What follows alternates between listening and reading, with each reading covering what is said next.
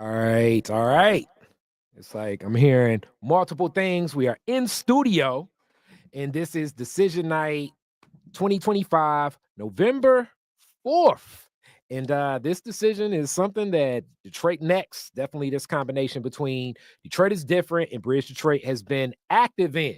We know that the big race is definitely the mayoral election, but there are many city council races and polling results are coming in. Maybe we're looking at like 5 to 6 of the precincts, coming in slowly but surely, but so much more to find out. I am Khary Frazier of Detroit is Different, and here with me holding things down like we did events with the primary, it's Mr. Bryce Huffman of Bridge Detroit. What up? Bryce, What what's up? happening? What up, Doe? I am here. It's been a long election day, an even longer election season for us at Bridge Detroit and Detroit Next. But hey, we're here. Thank you, Detroiters, who cast your ballots and made sure to make sure your vote was counted. And thank you for everyone who supported Detroit Next. Detroit is Different and Bridge Detroit this entire year. We honestly could not do this without you. So shout out to all of y'all. Yes, yes. And shout out to you. You did a lot of the interviews of so many of the city council races, a lot of attention on the mayoral race, but city council was pretty big. And there are just looking, things kind of got a little tighter in some of those districts. Before we get into like who and what are some of the things that just stood out when holding the forums about city council, getting into the districts and having those discussions that a lot of Detroiters were interested in, Bryce?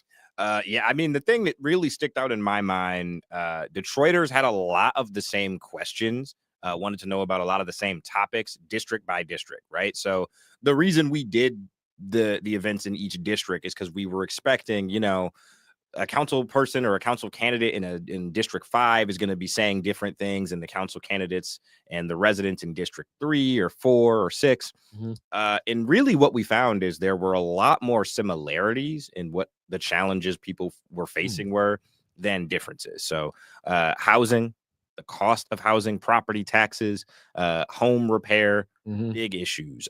Access to land through the land bank, another thing that was contentious in every in every candidate forum we did. Most of the forums were not too friendly to the land bank. Yeah. But I kind of knew that was going to be the case. And then we heard a lot about public safety and kind of that was one of the areas where we saw a little bit more difference in approach district by district. But again, a lot of the same issues were getting brought up. A lot of the same campaign speak from candidates was getting brought up.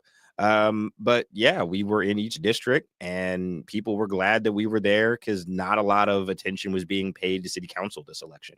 It was also interesting that you talk about housing and affordability as one of those really thought-provoking and insightful episodes of Detroit Next, even for me, finding out a whole lot more from like that developer's point of view, especially like Black developers that are doing a lot of housing here. So, Richard Hosey, Sonia Mays, Chase Crantrell, and their perspective of what's looking at affordability and how do you get things towards affordability was just a different lens in this discussion because right now, especially as we're looking at what's happening federally, with the shutdown of SNAP benefits, the housing, you're looking at the rates definitely being affordability, 1 bedroom, 1750. That's just something that people are like, yo, where, what, how is that happening? But then when you hear from the developers what's happening, that, okay, where and how can we raise the rates so that it can be lucrative for developers? So like it just gave a different play and perspective on what can be done to pour it in, which goes right back into that land bank. And a lot of people very excited about saying like, okay, the land bank is just operating now without a deal. Council's really talking about dissolving so much of the land bank, but a lot of what's happened from the land bank are it's realities we're living with right now in Detroit. So moving forward. So it's really some of the deals that already happened and it's the resolution of a dissolved land bank. I don't necessarily know if people are, excited about that. Like it's more like ceremonial than it is actually going to be practical for people to get really access to places and spaces where people can live. And it's just even bright in my mind of, and I know this is something that is more pop culture and sports, but it just speaks volumes of where we're at as a people right now. But Lou Whitaker saying like, yo, don't build a statue for me. You can take all of that and you can give that to a lot of people that are homeless. We need to look at what opportunities can be given for that. So these are like things that people are seeing every day. With that being said, what do you think is the solution that most people want outside of just recognizing what that problem is when it comes to housing? I mean, I think I'll start with the land bank, because that's the one that everyone, all the candidates, all the residents, people were pretty firm in where they stood with it. I think the solution there that most people have talked about is getting rid of it altogether, right? Yeah. And turning those properties over to the city or some other entity that is controlled by the city. I think really the thing that people want is access to the land, for people that live in these neighborhoods that have been, in many cases, keeping up these properties, but also the transparency about the deals that are getting made that are not benefiting the residents, right? So one of the things with the land bank is there are a whole bunch of people that can kind of get on board with why it exists in the first place. The city could not manage this many properties at once. It was just having a tough time getting them even to anybody. A lot of people are kind of on board with that as a premise. It's when it comes down to the land bank was being sold as this thing that's going to help Detroiters get access to this. That has not happened the way that many people want. I mean, for any story you hear about someone buying a land bank property or a lot and really doing something great with it the way that it was supposed to go, you hear 10 plus stories of the exact opposite happening. Someone being like, I wanted to buy the lot next to my house or across the street from my house, and I tried to buy it, and all of a sudden a developer already had their hands on it. So I think whether or not it gets dissolved fully, I think if you fix the transparency piece and you make it so Detroiters can actually access those lots in those houses, I think you alleviate a lot of the pressure to dissolve it. Yeah, I think that definitely is the elephant in the room when it comes to that, because so much of that is a lot of people, especially when it comes to the urban gardening community, wanting access to these lots, and they cannot get access to these lots. A lot of the people are really confused about why can't they get access to something that they said is needed and welcome for Detroiters. And so much of the land bank challenge goes back so many years ago into a lot of what the Detroit challenges are, as far as what was happening with the housing stock that was here, which the land bank challenge really kind of works hand in hand with so much of what the taxing challenge has been, because so many of these houses that end up in the land bank authority are so much connected into what's happening with taxation. And taxation and the overassessment of taxes is something that is probably one of the most maybe nationally known, maybe even internationally known challenges of what Detroit has dealt with under this resurrection during the Duggan administration. But one of those things that people say is like, okay, nothing was done about these people that were overassessed in taxes. So a lot of people lost their homes that weren't supposed to lose their homes, that ended up in this land bank authority. And it's like just been a bad feeling for a lot of the Detroiters, even leading to a lot of people already questioning so many things dealing with any government systems, especially when it comes to local politics. We got another guest already in and already ready to I'm sure hop up on top of that. But Bryce, I gotta bounce that back your way as far as when people were talking about that land bank, where did overassessed taxes kind of come into play? It's funny. They didn't really talk about the overassessment that much in our forums when it came to the land bank. But the thing that we heard a lot of were these kind of two separate ideas. One being that the land bank bad, property taxes way too high. We need to do something about it. They were rarely being talked about as kind of like a paired solution or something that is like a paired problem that a solution could be kind of thought of through both of these entities. So one of the things with property taxes, though, that we keep hearing is, like you said, Duggan was there for 12 years and never fully accounted for that or never fully addressed that elephant in the room of all these people lost property. And, you're trying to say the city's coming back, but what happens to the people that were unrightfully losing what they were owed, right? Same for the retirees. That's one of the big things that a lot of people, particularly over in District 6 and 7, have talked about with me this year is how are you going to claim a comeback when you haven't made people whole, right? It'd be like saying the Patriots came back against the Falcons, but we're still down 5 points. Like, what are we talking about? Yeah. All right. So as I'm getting everything ready for another guest, another media voice that actually has something a lot to say in this election as well. From Outlier, we got Brianna. I don't know how you even want to hop into this, but we kicking it off your way right now. Yeah.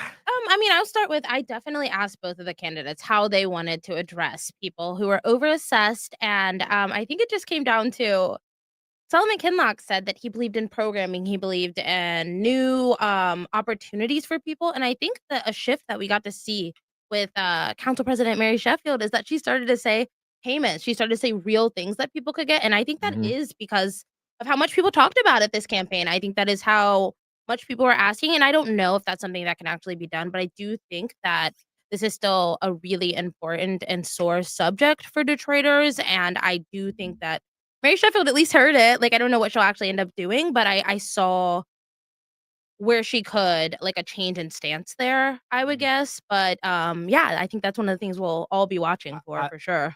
I definitely think her office was the office that has been most open to welcoming in the town halls and even moving towards action towards it. When I think of standing with so many of the people that have fought for this, it was her office that was pushing for that. So that's from a legislative lens. From an executive lens, we definitely know the stance of corporate counsel and the mayor's office. This time around was like, hey, that ain't really got nothing to do with me. It is what it is. You know what I'm saying? That was before me, and it's staying before me. And also a lot of the activism around is still kind of existing with a lot more. So it's a lot of uneasiness there. I'm sure that's going to be a topic that really stays, especially when for all you Detroit homeowners such as myself, we about to get one of those tax bills coming around right now. You know what I'm saying? that winter is about to be right in the mail. So when that's present in your mind, you're always thinking like, damn, what was happening with that overassessment, especially now with all the tools where if you were overassessed and how much money that was. And then even that doesn't even go back as far back as it possibly could go back. It's one of those things that just exist until like what could be done. I see you ready to say something, Bryce. I'll say two things real quick. First, I remember those meetings for the Coalition for Property Tax Justice, and Mary Sheffield back then was talking about how she didn't necessarily agree with Corporation Counsel on, how we can repay people. So I think there's going to be a lot of pressure on her to do something about that quickly. What can she do? Like Brianna said, I don't know. Yeah. I'm not the mayor. Assuming, of course, she wins this race tonight. Although it's looking.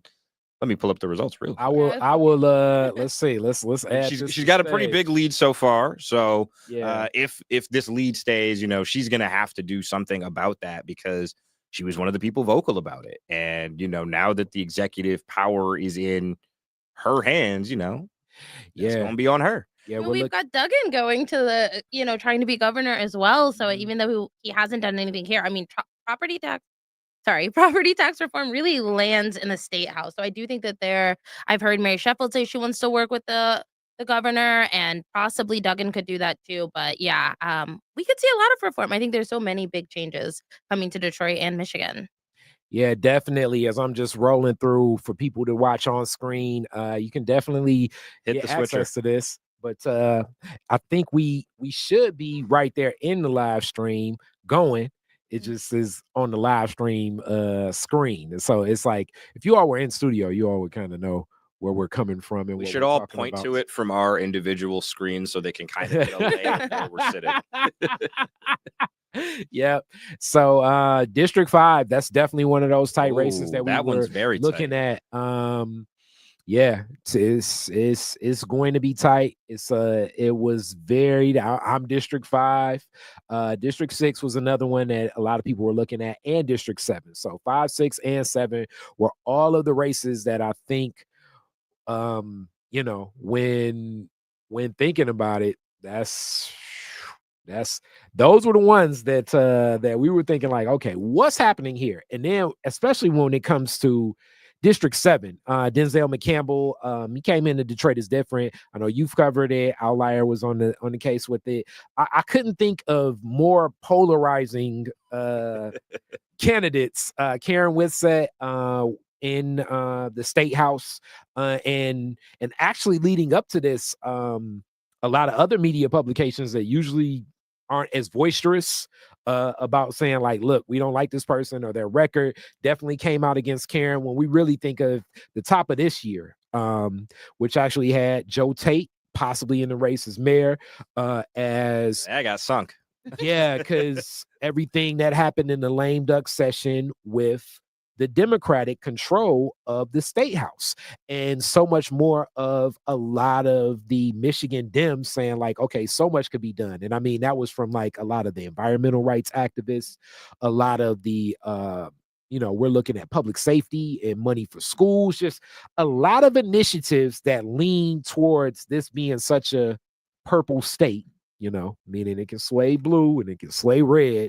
And it was a blue state at one point in time. Joe Tate was there, and Karen was one of the people that a lot of people throughout the state said, what is she doing? Why isn't she so present? She seems more connected to not the Democratic base where things were moving. So moving into this race, and then you have Denzel McCampbell's experience working with Rashida Tlaib, having those relationships with Stephanie Chang and others. Like, you're looking at someone that's definitely environmentally progressive and thinking about that. And when you think about District 7, it's definitely a lot of industry in there. And that industry, especially like when we're looking at like from the shadow of Fred Durhal, that was very present in that race. You think of like even the truck traffic and everything, a different lens. So I'm giving a big scope of D7. I don't know which one of you all want to jump on this one first. Okay, there we go. So Rihanna, what you got to say about D7? I think something that always comes up with these races is that Karen Whitsett does have name recognition. I think a lot of people don't follow news, they don't follow politics, but they maybe have heard that name. So that's always going to be a challenge for someone else coming in who hasn't held a political office before. But I do think something really striking with Denzel is how much he has partnered up with Gabriela Santiago Romero, a current sitting council member. They're really on social media. They're really door knocking together. They're really going after, I think, a demographic of voters, which is mostly young people who don't always show up, but like feel really civically involved and care. So I think this is probably the biggest one to watch. Someone who's been doing this for a long time, who has that name recognition, against someone who is super civic and on social media and younger, and it's seemingly tapped in. This is the thing that might remind us of like Mamdani and other people. How is that going to play out in Detroit? I think that's kind of what I'm looking at. What wasn't it? Wasn't it Malachi that wrote like the piece like he's closest to Mamdani or something like that? Yeah, that's what I thought, and I was like, yeah, I was like, boy, it's something else. Another story could be written about Karen sometimes standing where she stands politically, which is a whole different space. But I think if he makes it to council, that's going to add a whole different lens. I think even with if he's there alone. And I know we haven't talked D5 yet, but I do want you to speak a little bit about what D7 is for you. I'm glad you knew where I was going with that, because she said this is going to be the race to watch. I think D5 is the one to watch, but we'll get to that in a sec. Yeah. For D7, Denzel has been so vocal and so present in so many things that I agree with Brianna that I think it could shock people how close this race is. A lot of folks in community have kind of been like, well, Karen's not here, she's not showing up. Yeah. But that name recognition in Detroit can take you very far. I also think, as you pointed out, he is a democratic socialist. He identifies that way publicly. There's a lot of people that still have the boogeyman kind of feeling with the word socialist in Detroit. We like to think of Detroit as a blue city, but really Detroit is overwhelmingly conservative when it comes to anything in the weeds politically, right? And who actually votes, right? Right. And the voting base, right? It's older Detroiters, it's church goers, it's people that kind of hold on to these institutions and don't let go for decades. So that one will be an interesting race to watch. I know a lot of folks have kind of predicted it's going to be a blowout. I do not think that at all. I think it's going to be pretty close, actually. I mean, so far, very early turnout, of course. Denzel's got a bit of a lead, but when you look at the actual number of votes, 251 to 119, that's not really that many, and that's 4 of 61 precincts reporting. So lots of time, lots of things can change.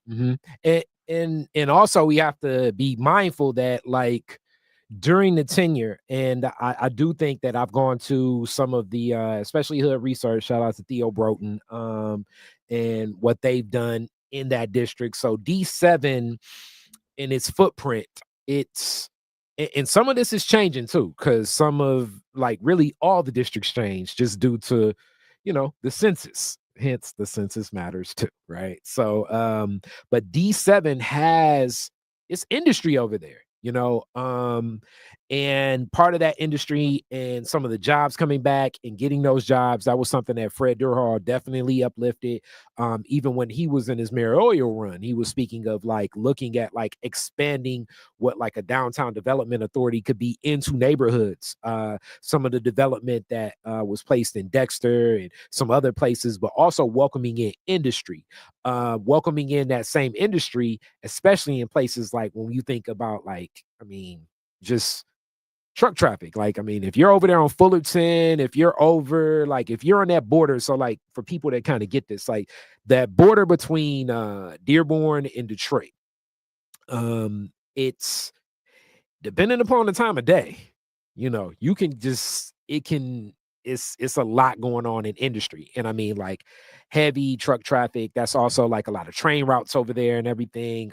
People do speak to, like, okay, what's happening, just even the noise pollution. I know some people that are, like, close to American Axle over there, and, like, what can happen? But there is industry there, and some of that zoning, as it was some zoning discussions that Malachi and Mary were even having in one of the last Detroit Next episodes. But I would expect Denzel in that seat. It's going to be some it's going to need some community support, and making sure that those residents know, because even when I interviewed them, I was talking about, like, it's some industry over there, and making sure that the residents are understanding of it versus just that corporate interest. I think that's political.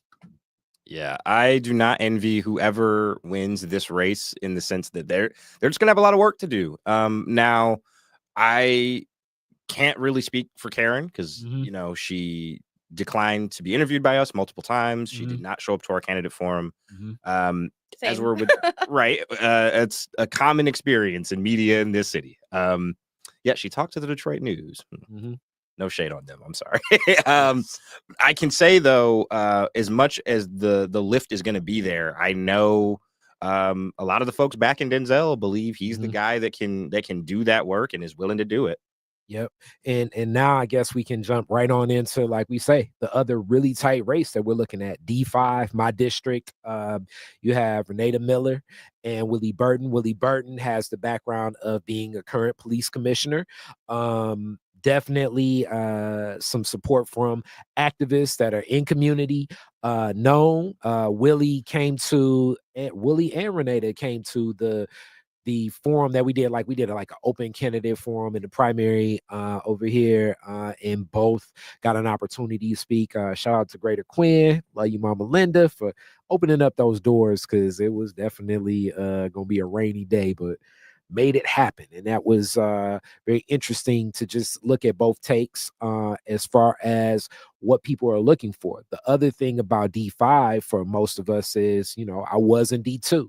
D5 is the district, I think, that just really changed a lot. D5 is a district that has, as I was even telling my dad today, I was like, yeah, you're in D5 now too. So it has like Russell Woods, my neighborhood, that's more like, we're looking at like Linwood, Davison area, all the way to Indian Village, downtown, Midtown, that Wayne State area. So it's east side, it's west side, and everything in between. You're looking at basically the largest economic district when it comes to what's happening commercially. And you're looking at like some very historic neighborhoods and some neighborhoods that are not necessarily as recognized. So this is where I think, I'm just speaking as a D5 resident entering into D5, it's just like, damn, how will what we're advocating for even be recognized in a district like this? Because really, D5 feels like the whole city of Detroit in a lot of ways. And you've had Council President Mary Sheffield as your representative for 12 years. Like, that's such a change to get a new person when you had the same person kind of in that area. But yeah, I think that this one has been really interesting. I think a lot of people know Renato Miller and have heard that name before, even if they don't follow politics. But Willie Burton is an interesting guy. Like, following him on the police commission, like, he's been escorted out. He can be pretty big and boisterous, but he's a little media shy too. Like, I have found him difficult to get a hold of. And I think, yeah, it'll be interesting to see someone like that I think cares a lot and does things, but isn't so open to talking. I think that's like a hard thing to navigate. But yeah, it's interesting. Like you said, it's such a big area. There's so many people who live in D5. I would guess it probably has the biggest voter turnout too, but we'll see. I don't know about that. I don't know how the turnout's going to be. I predict D2 and 4 will have the biggest turnout. Actually, that's my bold prediction. I can be totally wrong. As for the two candidates, they both are a little media shy, like you said. We invited both on to Detroit Next multiple times. They both declined in one way or another. But I think, it goes back to the reason Bridge Detroit exists in the first place. Our media outlets did not treat Black Detroiters kindly for so long that hesitancy comes into play anytime there is something negative to report. A lot of these candidates feel like it's unfair. Now, me personally, I work in media, so like I'm typically the person who's like, well, if you're media savvy, you can figure out a way to make that negative into a positive a lot of the time. But I get it if you're not part of this. They're just constantly beating up on you and not talking about any of the positive qualities about you. I understand. But one of them is going to win unless this write-in really, unless a write-in really takes it over in the last few hours. I definitely, from more conversations with Renata, but also a couple conversations with Willie, that hesitancy, especially from being a Black candidate, as we're going to play some clips from the mayoral candidates shortly. And Lord knows, both up to this point have never seen the level of attention on what can be scrutiny or just polarizing things ever come to light till now. And part of this, like, I gotta frame this the right way. The Detroit media business made a fortune off of so many of the Kwame Kilpatrick scandalous stories. That was a business created. That's something that I think it was Bankaley Thompson that was beginning writing about that. And like, and when I say media, I mean even the television stations. I mean, you had television reporters being flown out to Dallas to say stuff like, look at him, he's buying a cheeseburger and he still owes restitution. Like, but it was, I mean, it's a Metro Detroit that I feel that really loves looking at those stories. It was salacious. It was like, every possible conspiracy or scandal, anything Mayor Kilpatrick related to him having an earring was a story that Metro Detroit knew it could sell. And that is also the same apprehension that a lot of people have towards saying like, I don't know if I want to take this interview because will I be seen and will I be recognized in a positive light or any type of framing? And for where it's coming from, even in that D5 race of a lot of what's been said, yeah, it's like, damn, you know what I'm saying? It's like some of these things of, something that may have been 20 years ago is being brought back to life. And this is all present, especially when, under this mayoral administration of it's a lot of scandals during the Duggan administration that aren't even necessarily recognized through these same media outlets. And things that I would think like the FBI investigation that just seems to not be talking about anymore. You know what I'm saying? So that reality, you know what I'm saying? It's heavy and everything. It's like when people say like, does everything in Detroit have to be about race? Race matters, as Cornel West would say, definitely in the city of Detroit, because it still is like let's just be even, I'm going to pull back. Let's say 77% Black city. And a lot of the mechanisms that control access to the resources here is not a reflection of that 77%. So race plays that was the nicest one way hell of a way. That was the nicest politically correct way you could have said that. Yeah, man. Hey, it is, but it's real. You know what I'm saying? So I understand it. Now, on the flip side, it's tough because in politics, I think one of them will be elected, right? Right. And this is the other reality of it. I feel like it's a lot, media and journalism can be honorary. So it's like, if you already are starting down the street of like, I don't like you, it's rare. I mean, maybe you all can bring the light. I've never seen a person with a bad relationship like a bad relationship with media and politics flip to get a good relationship, unless you got like a wizard of like a communications person or something. But even that, you have to have like a person that the media loves, or like, all right, I'll sit down and talk. Like, it's hard to flip it. Like, if you're going down, and this is just not to them, but just to anybody involved in politics. If you drive down the media don't like you street, it is very hard, almost impossible to turn it around to the media like you street. Now, this is part of the Black community though. If you get slammed hard enough, like a Coleman Young or a Marion Barry, then Black people will love you more, because then it'll be like, oh, these white folks just slamming them, and that make me love them more. But that's still a very risky thing to get into.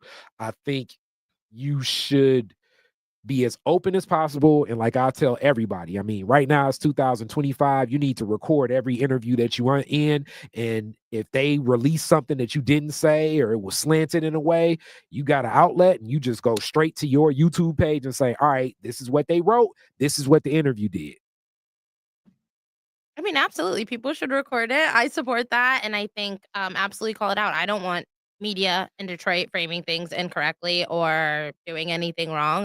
But I think that, yeah, city council and board of police commissioners, all of these races are so interesting because they don't have the media training that, or the teams that the mayor's race does, which can be a little more cagey. I think when we do get to talk to city council and board of police commissioners, it's so much more interesting sometimes because it feels like a real conversation, or it can, or we can get to know people better. And I definitely don't think media is the only way, but I think that's the hard part with voter turnout being so low and all of these things. I feel like people just don't feel like they get to know these candidates when you don't talk to media. And I don't know the better ways to get to know people, but I never got anyone knocking on my door, candidate or not. And I know people do those campaigns.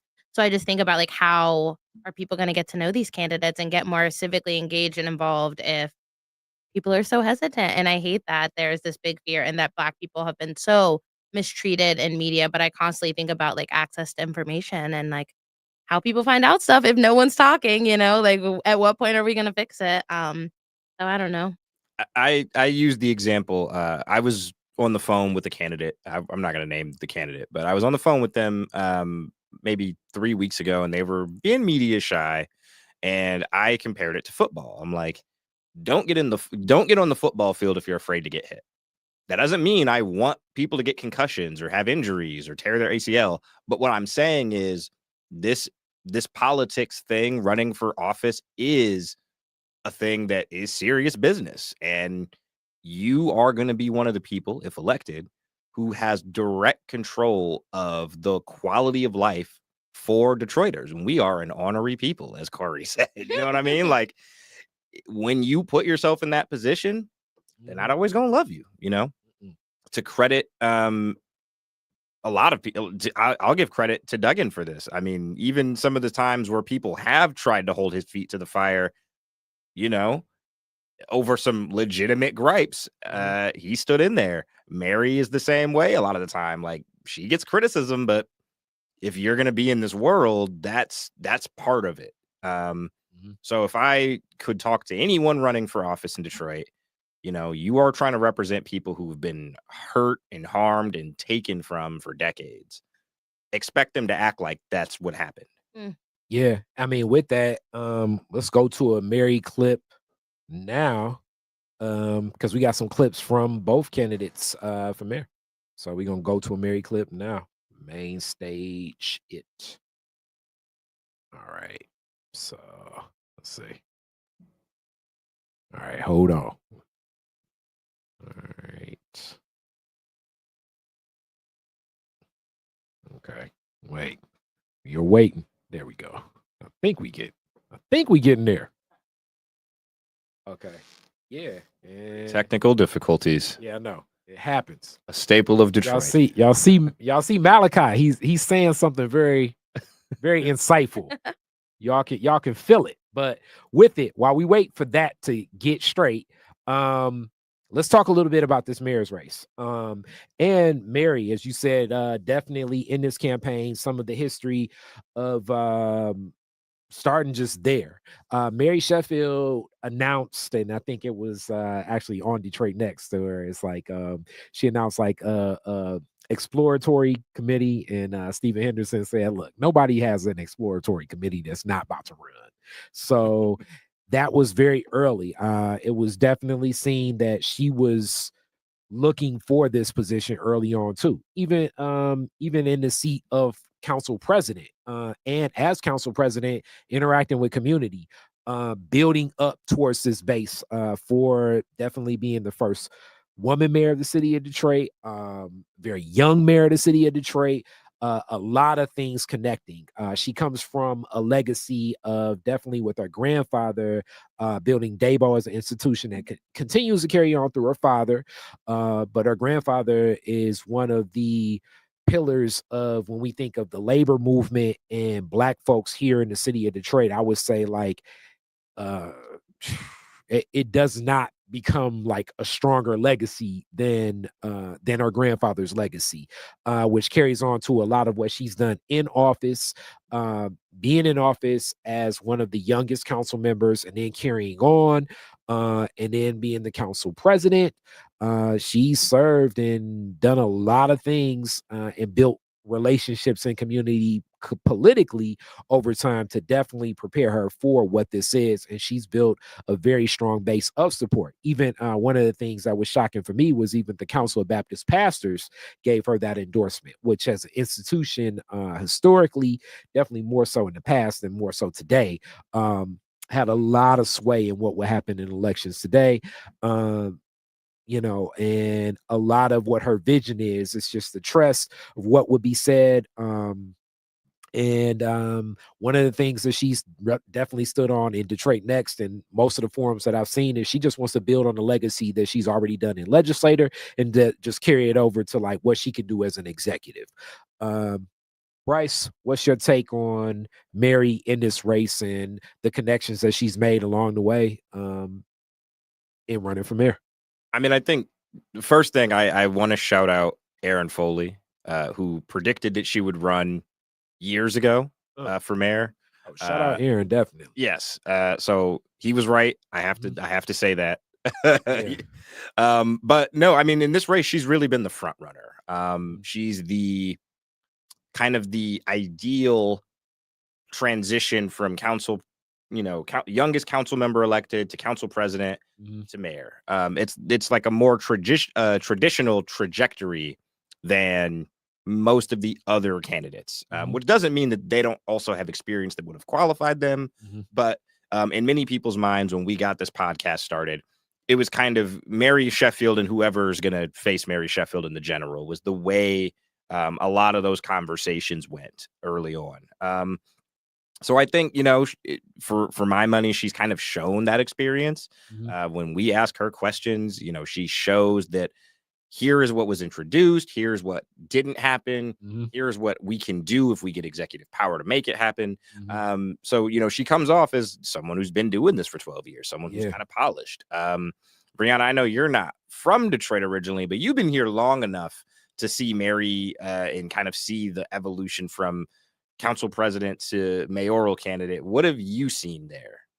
I just think that the thing that really stood out with her and that really, kind of pushed people away from Kinloch even was how much of a plan she had. Like, she really feels ready in so many ways. Like, any question you have her, she's like, yeah, I want an office for this. I want an office for that. I was thinking about this. So I think it is just, really telling how quickly she was forming this team, how many people, anytime I've interviewed her, she's got like 4 people with her. She's got a huge team supporting her through this. And slowly through this campaign, even getting like council members to endorse her and who has stood behind her. I think she just has continued to build and to show up. Honestly, I can't even imagine. I mean, she's running city council. She's the president of it. She goes to all the meetings. There's no questions of what she shows up for. You see her out in the community, and you also see her showing up to these forums, which I think do matter. Sometimes there are 12 people in the room, sometimes it's 30, but I think it really gave a lot of people who are civically involved in care a chance to like hear from her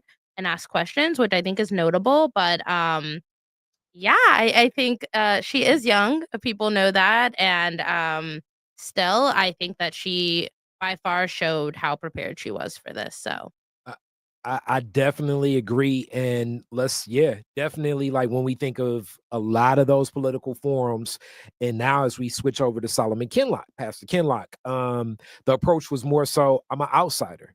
The challenges that exist in Detroit exist because the people that have been at the seat to make these decisions have not made decisions on the best behalf of Detroiters.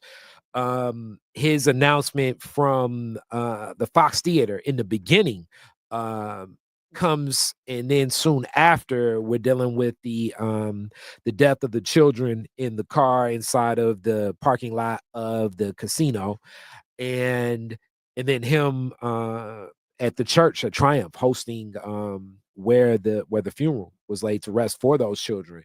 That momentum, and definitely coming from that lens of the pulpit, and those relationships that he's gathered from Triumph. And from that same perspective of like, look, I'm not in this game of politics. I'm coming from a space of, I'm a Detroiter that wants to be present with the people for the change that needs to happen for the city from the outside in. It just was one of those things where I think a lot of those connections, especially not being present in some of those forums where he said, look, I don't even really want to involve myself in that. It was possibilities where I think certain connections people didn't have. And Mary was pounding the pavement. She was turning over every stone. Similar to, I remember the Duggan election when he ran against Benny Napoleon. And I can definitely say this, Mike Duggan was at every house, like, he was so present that campaign that it was one of those things where he turned over every stone. And I think that opened up a lot of Detroiters for just like building those relationships and building those connections. And I think Mary, especially during even before the primary, she was very present, very available, connecting as many like at all the forums. Like you said, if it's very few, she was turning over all those stones. And that even goes even into the coffers. Definitely a lot of, as we say, the dark money from a lot of those packs and everything, but also a lot of the, $5, $10, and $15 donations too. Like, just across the board, a lot of people just saw that presence and rethinking like what that strategy was of like, look, I'm an outsider, so I don't want to involve myself in that. I definitely think, hindsight is 2020, but some of the people in the Kinlock campaign may see it differently. His background, as I am a Northwestern coach, so shout out Coates, but guy from that community, started out like kind of like under the tutelage of a lot of those pastors in that West Side community. So we're thinking about like Pastor Smith, with with New Bethel, and definitely we're thinking about Fred G. Sampson too, and Tabernacle. So like some of that tutelage, and took a very small church and expanded it into I think like one of the largest faith-based institutions that I've seen in this iteration of a lot of that same church presence not being seen as much. Even his sermon every week that's delivered, you can watch it from your home, and what he's done with the Dawn Seekers, and how he's welcomed a lot of younger people into the membership of his church, and what he's done in community, because a lot of his community work has been more present in trying to meet families where they're at. That has been the connection that we've known in community for Solomon Kinlock leading into this. It was a lot of people saying and speculating that he may jump into this race, and he jumped into this race. So that's like a background of it. I'm going to go right back over to you, Bryce, just for the scope of politically. What has it been? How have people responded from what you've seen with Pastor Kinlock?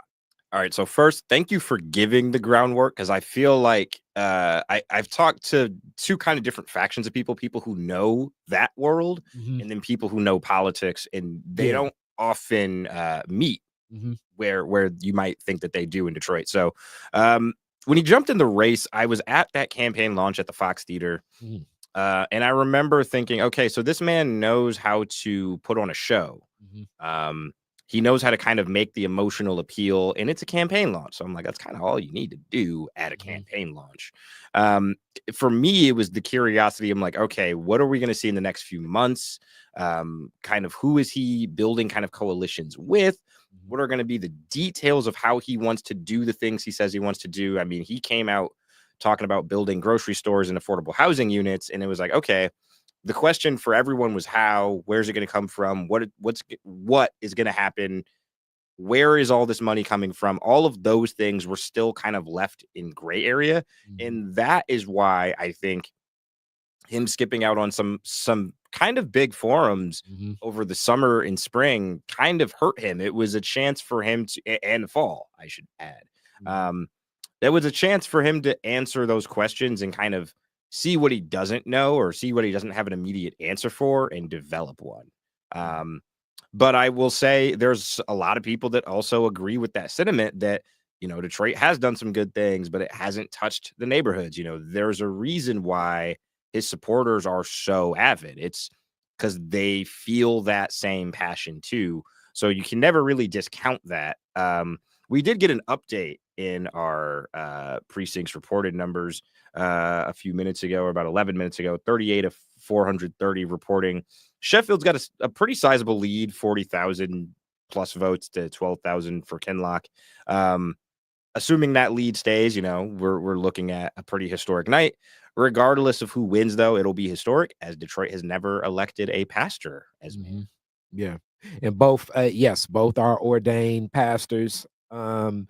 And as you said, like even in that background of making that connection, and oftentimes people don't make the connection. And this will be like one of the things that oftentimes, especially more the politically astute people, don't speak too often, but even the call to action and the apathy that is like the elephant in the room of a lot of these political discussions. But we're still talking Kinlock. We're still Kinlock. Brianna, I want you to give what has been that connection that you've seen from the pastor in this campaign for mayor. Yeah, I don't think like ideologically he aligns with Trump, but I think he really hit that thing that a lot of people feel, that government isn't working for them and that he can bring something. But it also brings that question. Like, Bryce posted this on Facebook this week. Like, what qualifies you to run for office? And I think that was always the question with Pastor Kinlock. He has run a church before, but like balancing a whole city budget or knowing how all of these sections of government work were always a question. And I don't think that he gave himself a really hearty chance to answer that with media, being so hesitant or with people to speak in front of them. But I do think people are frustrated. I think that's what he's hitting on, that people feel like things aren't reaching them, that they don't, and even things that have changed, I think a lot of people don't know about it. There might be programs to help you with your problems, but if you don't know about those programs, you still feel like the city isn't doing anything. And I think he was really able to hit on all of those things that people are super concerned about. And yeah, part of the game of being a politician is being a good speaker. So I think being able to convey something, to hit an emotion when you talk, was a skill set of his. And even the first debate, I think Mary came off so polished and she had such a plan, but I found myself afterwards kind of mentioning things that Kinlock said. And again, that reminded me of Trump a little bit. Not that, again, not ideologically, but like you just remember what he said. And I think that is like a really strong thing for a politician. But yeah, I feel like I did get an answer about how he planned to build 10,000 affordable houses, but it was like private bank financing and loans and like help with contractors. But it still is kind of like, as a journalist, I'm like, what do you mean private? Like, there was always another question with how these things were going to be funded. So yeah, I think it was a hard balance there, but I think he definitely hit home for people. And I think, yeah, I mean, there are still many people in the city who go to church and respect pastors and want to see more of that leadership there and feel things aren't working. So I think he hit that. And as we get to a close here, because we're coming up on 9:30, and that's where we're ending, and then y'all gonna find the other spaces all night. The journalist people, they gonna be up looking at the polls reporting, but definitely, like, as you wake up, we'll definitely know. I'm sure announcements will be made soon in some of these races, and it's gonna get tighter in others. But the other big discussion point is the voter turnout is better than we thought. It looks like, possibly, but it's still overwhelming amount of Detroiters are not voting. This is so much different than I remember the elections, me coming up, even like one of the most contentious ones, Mayor Kilpatrick versus then Freeman Hendricks, elections like that. I mean, even, the Gill Hill, Mayor Kilpatrick, the special race between my godmother, Joanne Watson, and Gill Hill, like, the amount of people going to the polls, and I think some of this definitely deals with some of the Duggan administration that I've always spoke to, and what's in place, and some of the way that people are just checked out, and that people feeling as though it's not for them, and Duggan definitely always pushes back against this whole, the neighborhoods are doing just as good as downtown. It's been just as good. We got an announcement. We have a big announcement. Okay. Mary has been declared the winner by the Associated Press. Wow. Okay. So, Detroiters, we have the first woman mayor in our city's great history. So, congratulations to Mary Sheffield. Mm-hmm. We're gonna keep updating you all throughout the night. So check out Outlier Media social media profiles. Check out Bridge Detroit's. Detroit is different. I'm sure you're going to be talking about it after we end this live stream. But that's some pretty big news. It's amazing. Yeah. I actually have to head out because of that. But yeah, we have a new man. Okay. All right. I assume you're heading to the watch party now.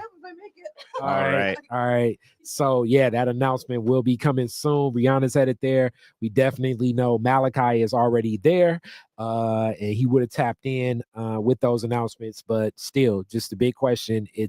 We're still looking at like 3/4 of the people that are registered to vote not voting in the city of Detroit, and that question of what's the dissonance of so many of the people that aren't voting? Why are they not voting? What's been that call to action? What will get them more involved? Because clearly at one point in time they did register to vote. So if you're registered to vote and you're choosing not to vote, what would be that call to action to get you more involved so you would vote?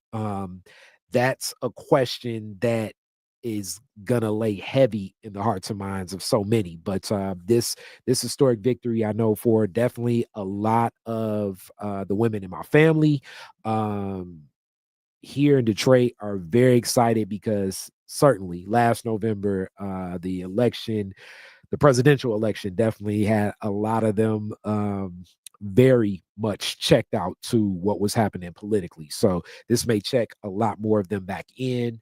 But I definitely still have the question of like, if 75% of the people registered to vote are not voting, what would be the call to action for them to vote? Like we say,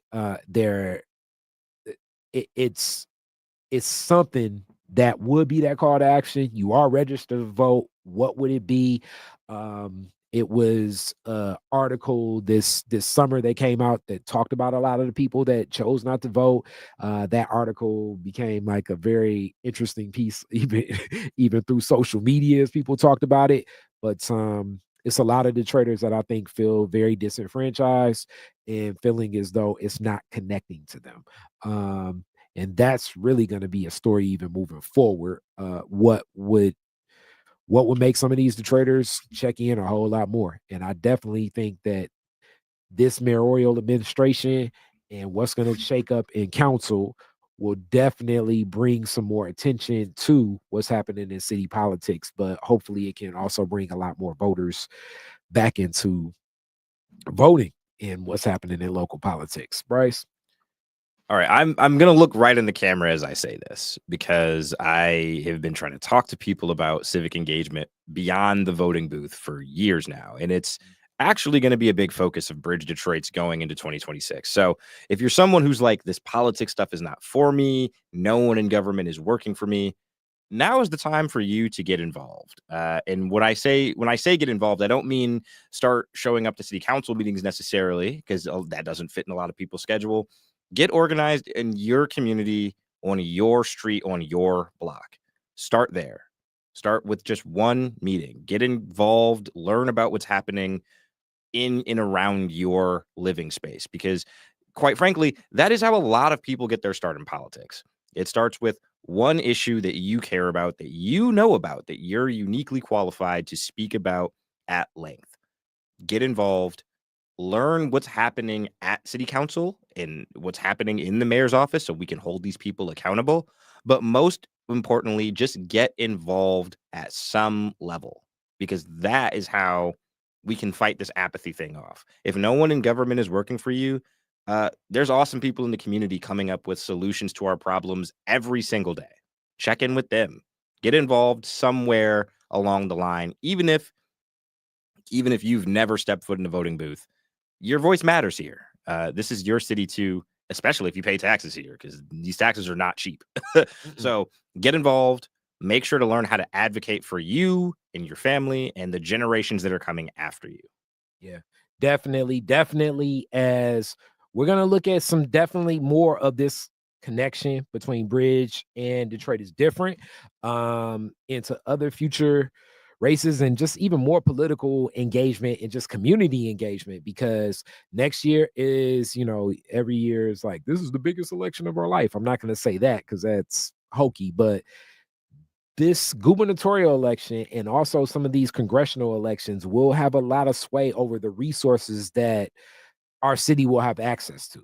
And that's very key, especially when we think, rest in peace, Carolyn Cheeks Kilpatrick. I think one of the strongest advocates about getting resources back to this district. So we have to think from that lens, and it definitely is one of those connections. Thank you all for watching and checking this out. Even if you're watching in a rewatch, hopefully it gave more perspective on all of the candidates that we spoke to. It was other races, but some of those, like District 1, James Tate, I mean, he was running solo, you know what I'm saying? And Tish Johnson, and it was other races, definitely. Before we head out, let me just quickly go through the other races, and where they stand right now. So Mary Sheffield's been called by the Associated Press. Okay. We've got Winfrey, who is likely to be called sooner than later. Yes. In the council at large race, it looks like we're going to keep our incumbents, Mary Waters and Coleman Young II.